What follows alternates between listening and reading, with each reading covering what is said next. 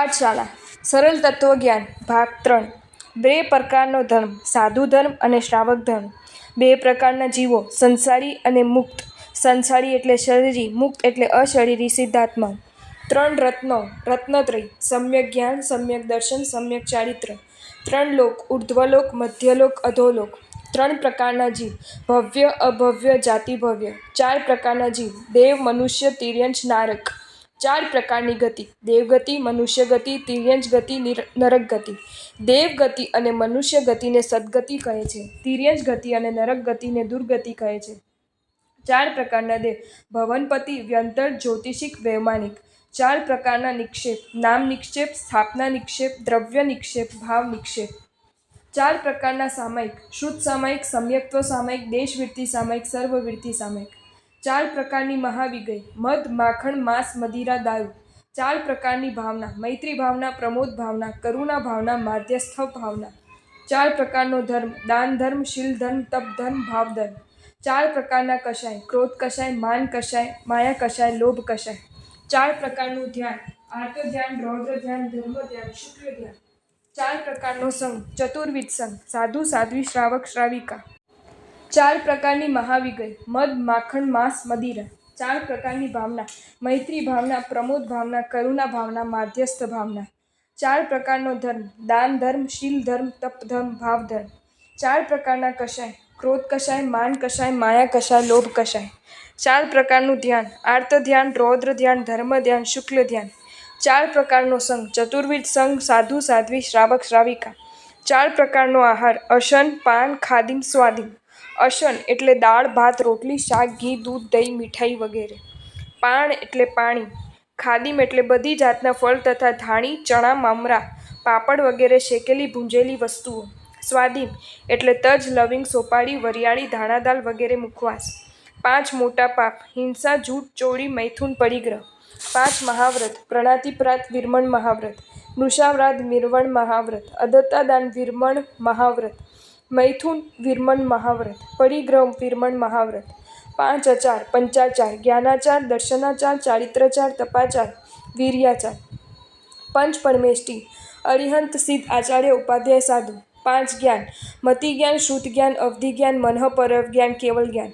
પાંચ પ્રકારના દાન અભયદાન, સુપાત્ર દાન, અનુકંપાદાન, કીર્તિદાન, ઉચિત દાન। પાંચ પતિક્રમણ દેવસી, રાય, પક્ષી, ચૌમાસી, સંવત્સરી। પાંચ કલ્યાણક ચ્યવન કલ્યાણક, જન્મ કલ્યાણક, દીક્ષા કલ્યાણક, કેવલ જ્ઞાન કલ્યાણક, નિર્વાણ કલ્યાણક। પાંચ પ્રકારના શરીર ઔદારિક, વૈક્રિય, આહારક, તેજસ, કાર્મણ। પર્યુષણ પર્વના પાંચ કર્તવ્યો અમારી પ્રવર્તન, સાધર્મિક, વાત્સલ્ય, પરસ પડક, ક્ષમાપણા, અઠ્ઠમ તપ, ચૈત્ય પરિપાટી। પાંચ ઇન્દ્રિય સ્પર્શેન્દ્રિય ચામડી, રસનેન્દ્રિય જીભ, ઘ્રાણેન્દ્રિય નાક, ચક્ષુરેન્દ્રિય આંખ, શ્રોતેન્દ્રિય કે શ્રવણેન્દ્રિય કાન। પાંચ પ્રકારના જીવ ઇન્દ્રિયો પાંચ જ છે સંસારમાં, એટલે ચારેય ગતિમાં જેટલા જીવો છે તે બધાને ઓછામાં ઓછી એક અને વધારેમાં વધારે પાંચ ઇન્દ્રિયો હોય છે। ઇન્દ્રિયોના આધારે સંસારના સર્વે જીવોને નીચે પ્રમાણે પાંચ વિભાગમાં વહેંચી દેવામાં આવ્યા છે। એકેન્દ્રિય જીવો જે જીવોને માત્ર એક જ ઇન્દ્રિય હોય છે એવા જીવો એકેન્દ્રિય જીવો કહેવાય છે। તેમને સ્પર્શેન્દ્રિય એટલે ચામડી રૂપી માત્ર એક જ ઇન્દ્રિય હોય છે। બાકીની જીભ, નાક, આંખ અને કાન એ ચાર ઇન્દ્રિયો હોતી નથી। તે એક ઇન્દ્રિયવાળા જીવો પોતાનો ખોરાક સ્પર્શેન્દ્રિય એટલે ચામડી દ્વારા જ ગ્રહણ કરે છે। પૃથ્વી કાય, અપકાય, તેવુકાય, વાયુકાય અને વનસ્પતિ કાય આ પાંચેય કાયના જીવોને એક જ ઇન્દ્રિય હોય છે, તેથી તેમને એકેન્દ્રિય જીવો કહેવાય છે। આ એકેન્દ્રિય જીવોને જીભ હોતી નથી માટે તેઓ વસ્તુનો સ્વાદ જાણી શકતા નથી। તેમને નાક હોતું નથી માટે તેઓ વસ્તુની ગંધ પારખી શકતા નથી। તેમને આંખ હોતી નથી માટે તેઓ વસ્તુને કે વસ્તુના રૂપને જોઈ શકતા નથી। તેમને કાન હોતા નથી માટે કોઈ પણ જાતનો અવાજ તે સાંભળી શકતા નથી। તેમને સુખ દુઃખનું જ્ઞાન સ્પર્શેન્દ્રિય દ્વારા હોય છે। બીજા બે ઇન્દ્રિય જીવો જે જીવોને બે ઇન્દ્રિયો હોય છે એવા જીવોને બે ઇન્દ્રિય જીવો કહેવાય છે। તેમને સ્પર્શેન્દ્રિય અને રસનેન્દ્રિય એટલે ચામડી અને જીભ આ બે જ ઇન્દ્રિયો હોય છે। બાકીની ત્રણ ઇન્દ્રિયો હોતી નથી। તેમને જીભ હોવાથી તેઓ વસ્તુનો સ્વાદ જાણી શકે છે। તેઓ પોતાની મેળે હાલી ચાલી શકે છે। શંખ, કોળા, છીપ, અળસિયા, કરમિયા, પાણીના પોરા, જળો, કાષ્ઠકીડા, લાળિયા વાસી ખોરાકમાં થાય છે। ચુડેલવાળા વગેરે બે ઇન્દ્રિયોવાળા જીવો છે। ત્રીજા તે ઇન્દ્રિય જીવો જે જીવોને ત્રણ ઇન્દ્રિય હોય છે એવા જીવોને તે ઇન્દ્રિય જીવો કહેવામાં આવે છે। તેમને સ્પર્શેન્દ્રિય, રસનેન્દ્રિય અને ઘ્રાણેન્દ્રિય એટલે ચામડી, જીભ અને નાક એ 3 ઇન્દ્રિયો હોય છે. બાકીની 2 ઇન્દ્રિયો હોતી નથી. તેમને નાક હોવાથી તે વસ્તુઓની ગંધ પારખી શકે છે. કીડી, મકોડા, માંકડ, જૂ, ઈયળ, ઘીમેલ, કંથુઆ, ગોપાલી. ચોમાસા થાય છે તેને ભરવાડન પણ કહે છે. ઇન્દ્રગોપ, વરસાદમાં થતું લાલ રંગનું જીવડું. કાનખજૂરા, ઉધઈ, ગધેયા. ચોળકીડા, ગોકળગાય, સાવા અથવા સવા માણસના વાળના મૂળમાં થાય છે. ગાય વગેરે પ્રાણીઓના શરીર ઉપર થતા ઝીંગોડા વગેરેની જાતિઓ, છાણમાં થતા કીડા, વિષ્ટામાં થતા કીડા તથા અનાજમાં થતા કીડા વગેરે 3 ઇન્દ્રિયવાળા જીવો છે. ચૌરેન્દ્રિય જીવો, જે જીવોને 4 ઇન્દ્રિયો હોય છે એવા જીવોને ચૌરેન્દ્રિય જીવો કહેવાય છે. તેમને સ્પર્શેન્દ્રિય, રસનેન્દ્રિય, ઘ્રાણેન્દ્રિય અને ચક્ષુરેન્દ્રિય એટલે ચામડી, જીભ, નાક અને આંખ એ 4 ઇન્દ્રિયો હોય છે. કાન તેમને હોતા નથી. તેમને આંખ હોવાથી તેઓ વસ્તુને અને વસ્તુના રૂપને જોઈ શકે છે. વીંછી, તીડ, ડાંસ, મચ્છર, માખી, પતંગિયા, ભમરા, ભમરી, બગાઈ, મસક, ખડમાકડી, કંસાળી વગેરે 4 ઇન્દ્રિયવાળા જીવો છે. 2 ઇન્દ્રિય, તેઇન્દ્રિય અને ચૌડેન્દ્રિય જીવોને વિકલેન્દ્રિય જીવો કહેવાય છે. 5માં પંચેન્દ્રિય જીવો, જે જીવોને 5 ઇન્દ્રિયો હોય છે એવા જીવોને પંચેન્દ્રિય જીવો કહેવાય છે. તેમને સ્પર્શેન્દ્રિય, રસનેન્દ્રિય, ઘ્રાણેન્દ્રિય, ચક્ષુરેન્દ્રિય અને શ્રોતેન્દ્રિય એટલે ચામડી, જીભ, નાક, આંખ અને કાન એ 5 ઇન્દ્રિયો છે. તેમને કાન હોવાથી તેઓ બધી જાતના અવાજ સાંભળી શકે છે. પંચેન્દ્રિય જીવો 4 પ્રકારના છે: દેવ, મનુષ્ય, તિર્યંચ અને નારક. દેવ ગતિમાં રહેલા દેવો 5 ઇન્દ્રિયવાળા છે.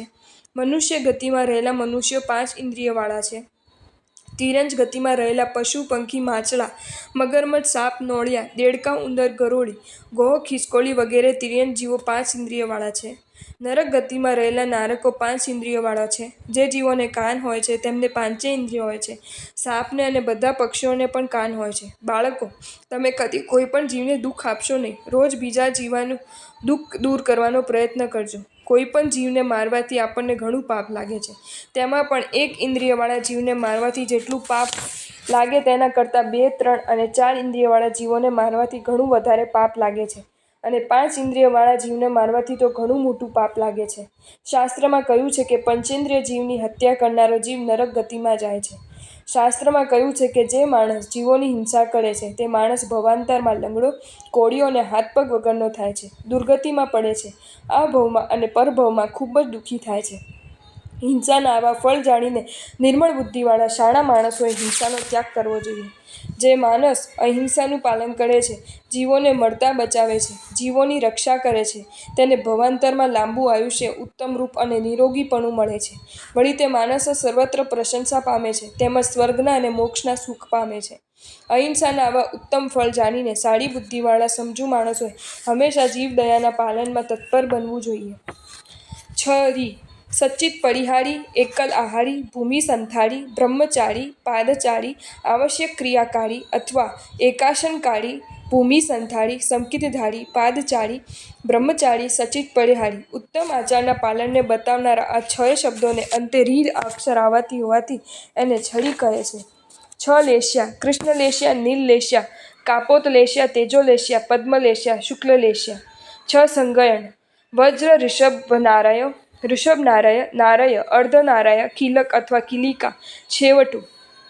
પહેલું સંગયન શ્રેષ્ઠ છે. તીર્થંકરો અને તે જ ભવમાં મોક્ષે જનારા મનુષ્યોને પહેલું સંગરણ હોય છે. આપણને છેલ્લું સંગયન છે. સંજ્ઞન એટલે હાડકાની રચના. 6 સંસ્થાન: સમચતુરસ, ન્યગ્રગોદ, પરિમંડલ, સાદી, વામન, કુબ્જ. હુંડક: સંસ્થાન એટલે આકૃતિ અથવા આકાર. 6 દ્રવ્યો: ધર્માસ્તિકાય, અધર્માસ્તિકાય, આકાશાસ્તિકાય, પૂદ્ગલાસ્તિકાય, જીવાસ્તિકાય, કાળ. 6 વિગઈ: દૂધ, દહીં, ઘી, તેલ, ગોળ, કઢા, વિગઈ. 6 કાયના જીવ: સંસારના જાત જાતના જીવો દેખાય છે તે બધાને નીચે મુજબ 6 વિભાગમાં વહેંચી દેવામાં આવ્યા છે. પહેલા પૃથ્વીકાય જીવો, જે જીવોનું શરીર માટીરૂપ છે તેવા જીવો. બીજા અપકાય જીવો, જે જીવોનું શરીર પાણીરૂપ છે તેવા જીવો. ત્રીજા તેવુકાય અથવા અગ્નિકાય જીવો, જે જીવોનું શરીર અગ્નિરૂપ છે તેવા જીવો. ચોથા વાયુકાય અથવા વાયુકાય જીવો, જે જીવોનું શરીર વાયુરૂપ છે તેવા જીવો. 5મા વનસ્પતિકાય જીવો, જે જીવોનું શરીર વનસ્પતિરૂપ છે તેવા ફળ, ફૂલ, ઝાડ, પાન, શાકભાજી, ઘાસ અને ધાન્યરૂપ જીવો. આ 5 પ્રકારના જીવો પોતાની મેળે હાલી ચાલી શકતા નથી માટે તેમને સ્થાવર જીવો કહે છે. 6ઠા ત્રસ્કાય જીવો, જે જીવો પોતાની મેળે હાલી ચાલી શકે છે તેવા જીવો. ત્રસ્કાય જીવો 2 ઇન્દ્રિયથી માંડીને પંચેન્દ્રિય સુધીના છે. પૃથ્વી એટલે માટી, મીઠું વગેરે. સચિત માટી, સચિત મીઠું વગેરેના એક નાના કણિયામાં અસંખ્યાતા પૃથ્વીકાય જીવો હોય છે. પાણીના એક ટીપામાં અસંખ્યાતા અબકાય જીવો હોય છે. પાણીના પોરા વગેરે તો પાણીથી જુદું શરીર ધારણ કરનારા જુદા જ જીવો છે. પાણીને શરીર તરીકે ધારણ કરીને રહેલા જીવો તે જ અબકાય જીવો છે. અગ્નિના એક તણખામાં અસંખ્યાતા અગ્નિકાય જીવો હોય છે. વાયુના એક અતિ નાના અંશમાં અસંખ્યાતા વાયુકાય જીવો હોય છે. વનસ્પતિકાય જીવોના બે ભેદ છે: પ્રત્યેક વનસ્પતિકાય અને સાધારણ વનસ્પતિકાય. જે વનસ્પતિકાયના એક શરીરમાં એક જ જીવ રહેલો હોય છે તેને પ્રત્યેક વનસ્પતિકાય કહેવાય છે, જેમ કે પાંદડા વગેરે. જે વનસ્પતિકાયના એક શરીરમાં અનંતા જીવો રહેલા હોય છે તેને સાધારણ વનસ્પતિ કહેવાય છે.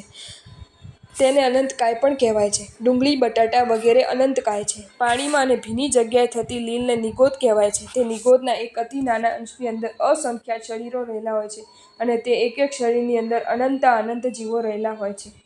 7 ક્ષેત્ર: જીન પ્રતિમા, જીન મંદિર, જીનાગમ, સાધુ સાધ્વી, શ્રાવક શ્રાવિકા. 7 વ્યસન: જુગાર, માંસ, દારૂ, વેશ્યાગમન, શિકાર, ચોરી, પડદાર સેવન. 7 ભય: આલોક ભય, પરલોક ભય, આદાન ભય, અકસ્માત ભય, આજીવિકા ભય, મરણ ભય, અપયશ ભય.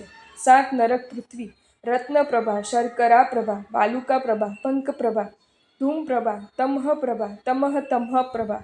7 નાળકી: ધમ્મા, વંશા, શૈલા, અંજના, દિષ્ટા, મઘા, માધવતી. અષ્ટપ્રકારી પૂજા: જલ પૂજા, ચંદન પૂજા, ફૂલ પૂજા, ધૂપ પૂજા, દીપ પૂજા, અક્ષત પૂજા, નૈવેદ્ય પૂજા, ફલ પૂજા. 8 મદ: જાતિમદ, કુલમદ, બલમદ, રૂપમદ, રિદ્ધિમદ, વિદ્યામદ, લાભમદ. 8 કર્મ: જ્ઞાનાવર્ણ્ય કર્મ, દર્શનાવર્ણ્ય કર્મ, વેદનીય કર્મ, મોહનીય કર્મ, આયુષ્ય કર્મ, નામ કર્મ, ગોત્ર કર્મ, અંતરાય કર્મ. આપણા આત્માને ઉપર મુજબ 8 પ્રકારના કર્મ બંધાય છે. તેમાંના જ્ઞાનાવર્ણ્ય, દર્શનાવર્ણ્ય, મોહનીય અને અંતરાય આ 4ને ઘાતી કર્મ કહે છે. બાકીના 4ને અઘાતી કર્મ કહે છે. 9 પદ: અરિહંત, સિદ્ધ, આચાર્ય, ઉપાધ્યાય, સાધુ, દર્શન, જ્ઞાન, ચરિત્ર, તપ. 9 અંગ: જમણાને ડાબા પગના અંગૂઠો, જમણાને ડાબા પગનો ઢીંચણ, જમણાને ડાબા હાથનું કાંડું, જમણાને ડાબા હાથનો ખભો, મસ્તક, કપાળ, કંઠ, છાતી ને નાભી. 9 તત્વ: જીવ, અજીવ, પુણ્ય, પાપ, આશ્રવ, સંવર, નિર્જરા, બંધ, મોક્ષ. 10 પ્રાણ: 5 ઇન્દ્રિય, મનોબળ, વચનબળ, કાયબલ, આયુષ્ય, શ્વાસોચ્છ્વાસ. 12 ભાવના: અનિત્ય ભાવના, અશરણ ભાવના, સંસાર ભાવના, એકત્વ ભાવના, અન્યત્વ ભાવના, અશુચિ ભાવના, આશ્રવ ભાવના, સંવર ભાવના, નિર્જરા ભાવના, લોક સ્વભાવ ભાવના, બોધિ દુર્લભ ભાવના, ધર્મ ભાવના. શ્રાવકના 12 વ્રત: સ્થૂળ પ્રણાતિપાત વિરમણ વ્રત, સ્થૂળ મૃષાવાદ વિરમણ વ્રત, સ્થૂળ અદત્તાદાન વિરમણ વ્રત, સ્થૂળ સ્વદાર સંતોષ પરસ્ત્રી ગમન વિરમણ વ્રત, પરિગ્રહ પરિમાણ વ્રત, દિક્પરિમાણ વ્રત, ભોગ અપભોગ પરિમાણ વ્રત, અનર્થ દંડ વિરમણ વ્રત, સામયિક વ્રત, દેશાવકાશિક વ્રત, પોષદ ઉપવાસ વ્રત, અતિથિ સંવિભાગ વ્રત. પહેલા 5ને અનુવ્રત, પછીના 3ને ગુણ વ્રત અને છેલ્લા 4ને શિક્ષા વ્રત કહેવાય છે. 12 દેવલોક: સ્વધર્મ, ઈશાન, સનતકુમાર, મહેન્દ્ર, બ્રહ્મલોક, લાંતક, મહાશુક્ર, સસાર, આનત, પ્રાણત, આરણ, અચ્યુત. આ 12 દેવલોક ઉપર 9 ગ્રેવ્યક વિમાનો રહેલા છે અને તેના ઉપર વિજય, વૈજયંત, જયંત, અપરાજિત, સર્વાર્થ સિદ્ધ નામના 5 અનુત્તર વિમાનો રહેલા છે. તેના ઉપર સિદ્ધશિલા રહેલી છે. સિદ્ધશિલા ઉપર અનંતા અનંત સિદ્ધ પરમાત્માઓ બિરાજમાન છે. 12 પ્રકારના તપ: અણશન, ઉનોદ્રી, વૃત્તિ, સંક્ષેપ, રસત્યાગ, કાયક્લેશ, સંલિનતા, પ્રાયશ્ચિત, વિનય, વ્યયાવચ, સ્વાધ્યાય, ધ્યાન, કાર્યોત્સવ. આમાંના પ્રથમના 6 પ્રકારના તપને બાહ્ય તપ કહેવાય છે અને પછીના 6 પ્રકારના તપને આભ્યંતર તપ કહેવાય છે. 13 કાઠિયા: આળસ, મોહ, અવિનય, અભિમાન, ક્રોધ, પ્રમાદ, કૃપણતા, ભય, શોક, અજ્ઞાન, વિકથા, કૌતક, વિષયાભિલાષ. 14 ગુણઠાણા: મિથ્યાત્વ, સાસવાદન, મિશ્ર, અવિરતિ, સમ્યક દ્રષ્ટિ, દેશવૃત્તિ, પ્રમદ સંયત, અપ્રમદ સંયત, અપૂર્વકરણ, નિવૃત્તિ બાદર, અનિવૃત્તિ બાદર, સૂક્ષ્મ સંપ્રાય, ઉપશાંતમોહ, ક્ષીણમોહ, સયોગી કેવળી, અયોગી કેવળી. 14 સ્વપ્નો: હાથી, બળદ, સિંહ, શ્રીદેવી, ફૂલમાળા, ચંદ્ર, સૂર્ય, ધ્વજ, કળશ, પદ્મ સરોવર, ક્ષીર સમુદ્ર, દેવ વિમાન, રત્ન રાશિ, નિર્ધૂમ અગ્નિ. ચક્રવર્તીના 14 રત્નો: સેનાપતિ રત્ન, ગ્રહપતિ રત્ન, પુરોહિત રત્ન, અશ્વરત્ન, હસ્તી રત્ન, વાર્ધકી રત્ન, સ્ત્રી રત્ન, ચક્ર રત્ન, છત્ર રત્ન, ચર્મ રત્ન, મણિ રત્ન, કાંકીની રત્ન, ખડગ રત્ન, દંડ રત્ન. આમાં પ્રથમ 7 રત્નો પંચેન્દ્રિય છે અને પછીના 7 રત્નો એકેન્દ્રિય છે. 18 પાપસ્થાન પ્રણાતિપાત હિંસા, મૃષાવાદ અદત્તાદાન એટલે ચોરી, મૈથુન એટલે અબ્રહ્મ, પરિગ્રહ ક્રોધ માન માયા લોભ રાગ દ્વેષ કલહ, અભ્યાખાન એટલે ખોટા દોષોનું આરોપણ કરવું ચાળ ચડાવવું, પૈશૂન્ય એટલે ચાડી ચુગલી કરવી, રતિ અરતિ હર્ષ અને ઉદ્વેગ, પરપરિવાદ એટલે પરનિંદા, માયામૃષાવાદ એટલે છેતરપિંડી, મિથ્યાત્વ શલ્ય જે વસ્તુ જેવી હોય તેના કરતાં વિપરીત રીતે માનવું તે રૂપ દોષ. જો તમને આ વિડીયો ગમ્યો હોય તો આ વિડીયોને લાઈક કરો અને શેર કરો અને આવા જ નવા વિડીયો જોવા માટે જૈન ફેક્ટ્સ એન્ડ સ્ટોરીઝની ચેનલને સબસ્ક્રાઈબ કરો. ધન્યવાદ.